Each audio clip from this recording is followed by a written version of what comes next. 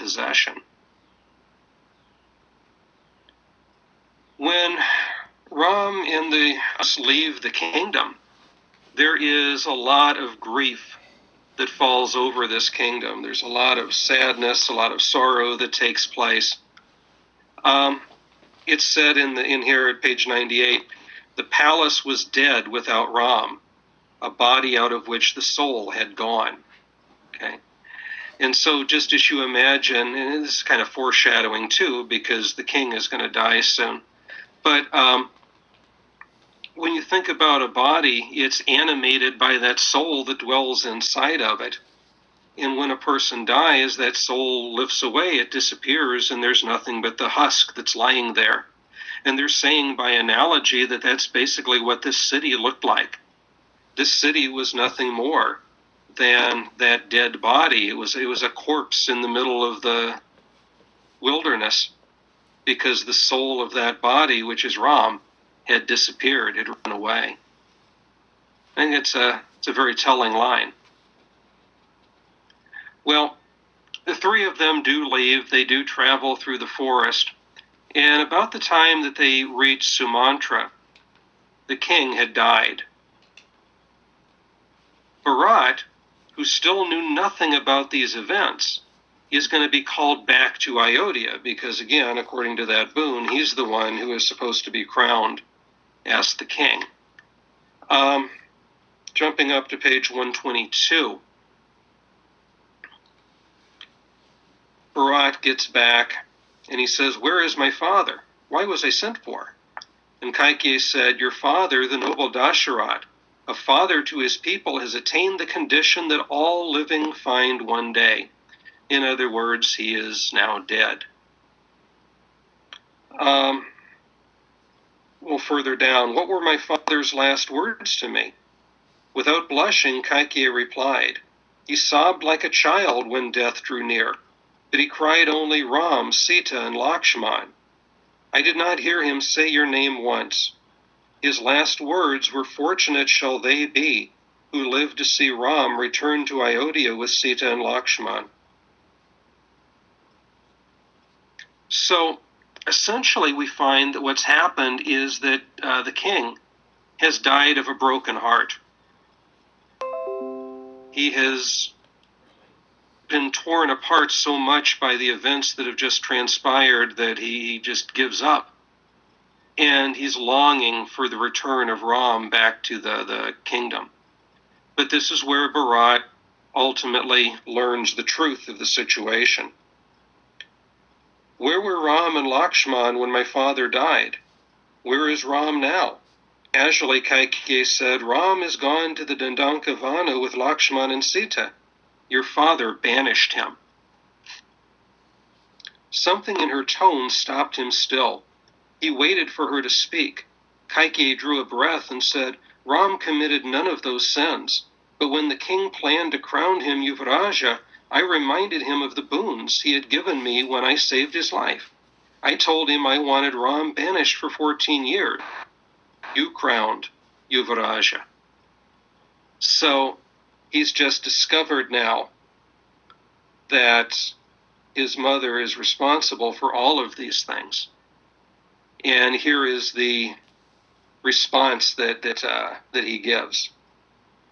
"Monster, how will I live with myself knowing that I am your son? Why didn't you drink poison or hang yourself before you had Ram banished? Why didn't you drown yourself or set yourself on fire?" His hand strayed to his sword. "But never fear, if you cannot kill yourself, I will gladly do it for you." But he paused when his weapon was half drawn from his sheath. He thrust it back and sighed, "Ram would never look at me again if I killed you. Be thankful for the one you banished, evil woman. He stands guarantee for your life. Or I swear by my dead father, my sword would be buried in your treacherous breast."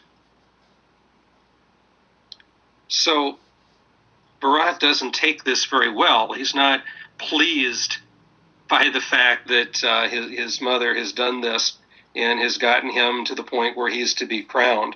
He feels that her action was horrible treachery. He wants her slain. He's willing to kill her himself.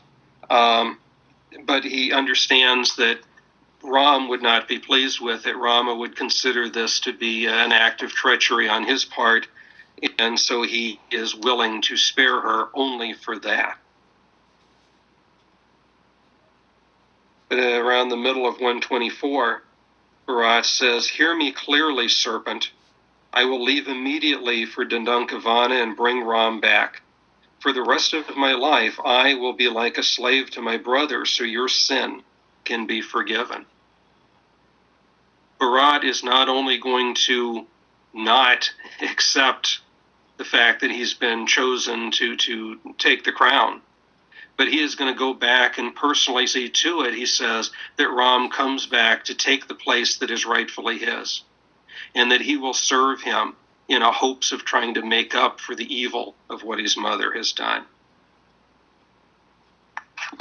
So Bharat goes into the forest to try to find Ram, and when he does, he tells him what had happened. And Bharat, he wants Ram to come back home. He wants him to rule, and he says, "I'll stay here the 14 years in the forest for you." But Ram refuses. He says, "I'm not going to disobey my father's will or my father's command. I'm not going to do harm to his honor, because those things are against Dharma. I have been sent to the forest for 14 years. I will stay here for 14 years. You, Bharat, should go back to Ayodhya. You should sit on that throne. You should rule just like Father said." And they argue, but in the end, Bharat realizes that Ram is not going to budge on this issue. And so he's going to ask for his brother's sandals. He says, "The sandals that I'm taking are going to go back with me. I am going to sit them on the throne, and they will represent you."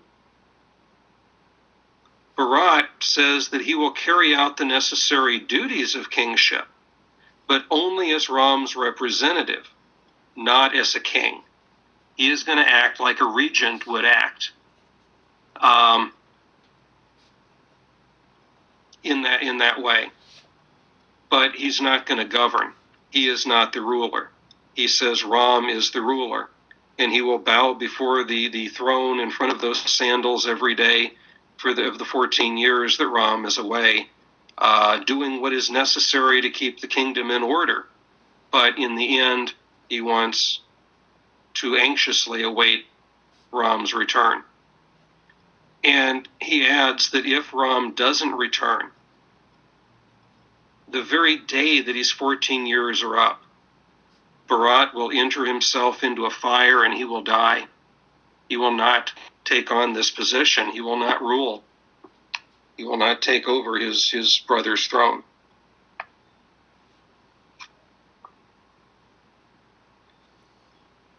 Page 147, the very end here. "Far away on an emerald island, an awesome and sinister sovereign grew unaccountably disturbed, and he could not fathom why. The evil that possessed Kaikeyi in some mysterious way had its source in his terrible soul.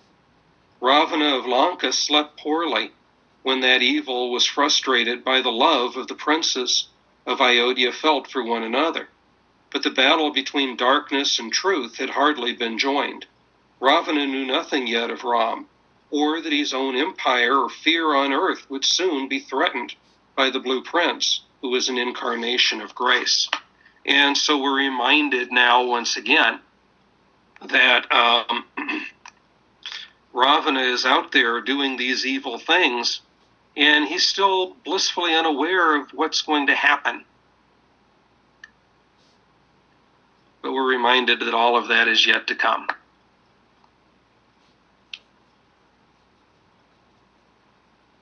Now, not wanting other people to know where they are after Bharat leaves Ram, Ram decides to visit a sage called Agastha.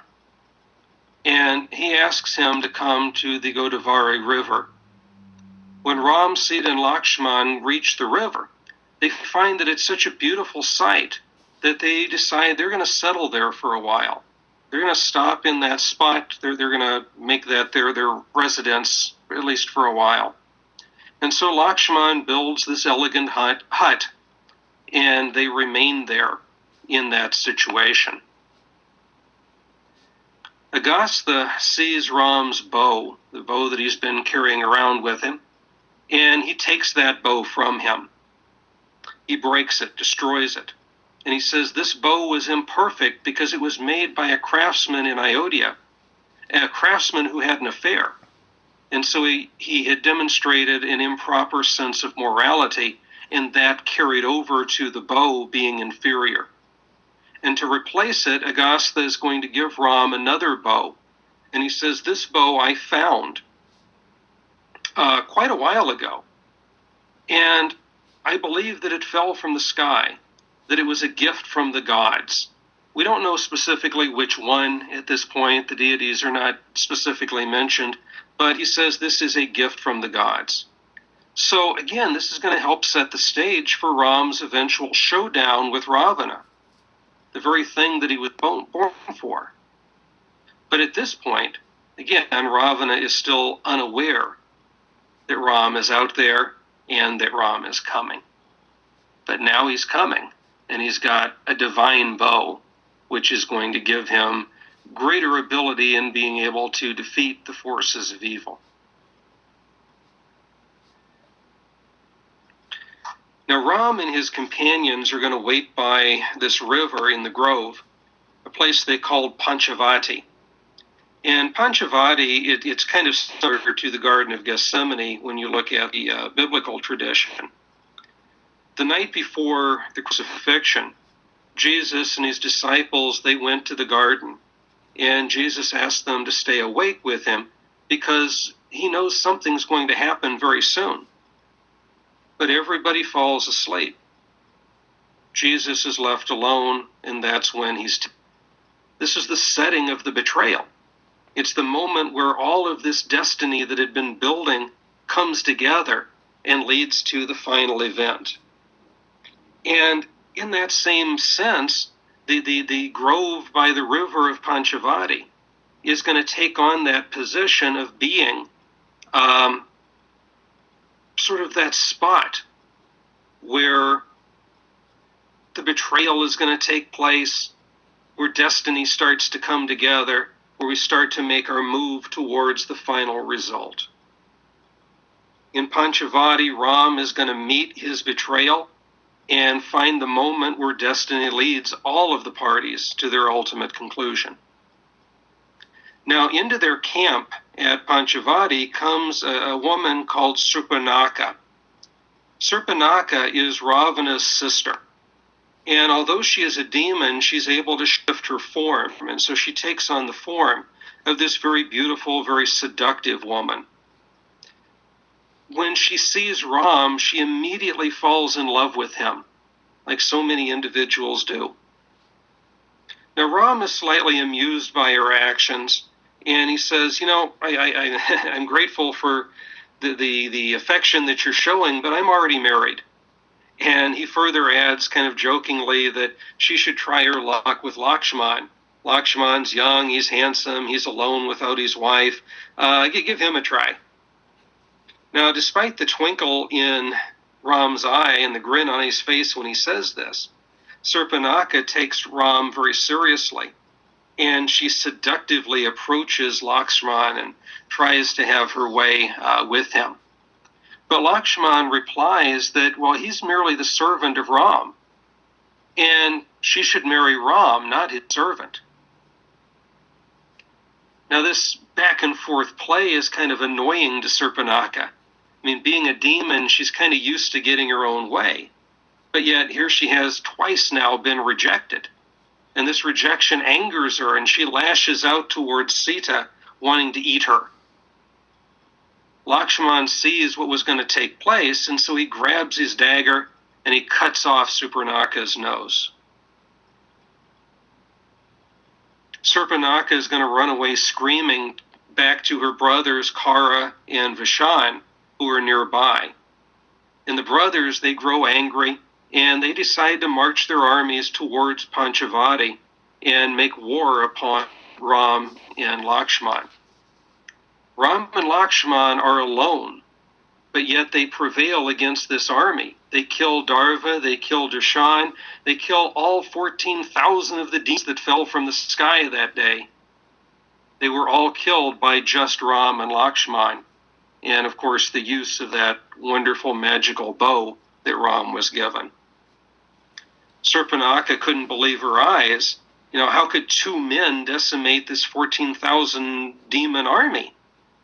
And so she races back to Lanka as fast as she could, where Ravana is there, of course, ruling as the demon king.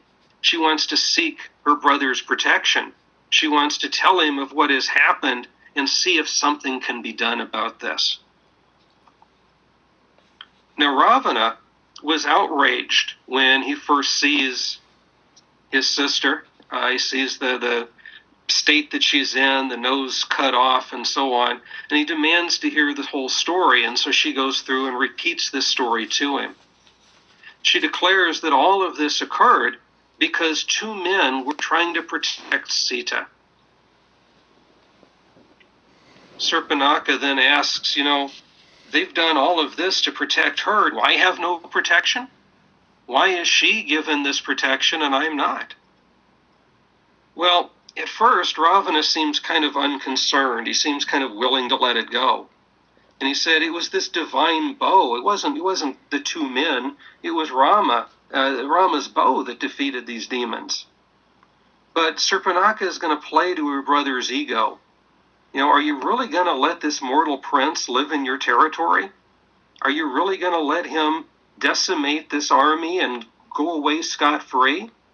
And, of course, what ultimately gets Ravana, are you going to let him live here with this beautiful bride? And she describes Sita in the most glowing terms as the most attractive, as the most beautiful, most resplendent of individuals. Well, that piques Ravana's interests. He becomes intrigued and his lust gets the better of him. He says, if Sita is the most beautiful woman in the universe, then compared to her, the thousands of wives that I have are worth nothing. I must possess her. And so Ravana smiles, and he begins straightening the mustaches on all of his heads. Sita is going to be his. But he doesn't want to have to face Ram, so he needs to figure out a way in which he can kidnap her. And so he wants some kind of treachery maybe that can be used to where he can steal her away so he doesn't have to face Ram and his bow in combat.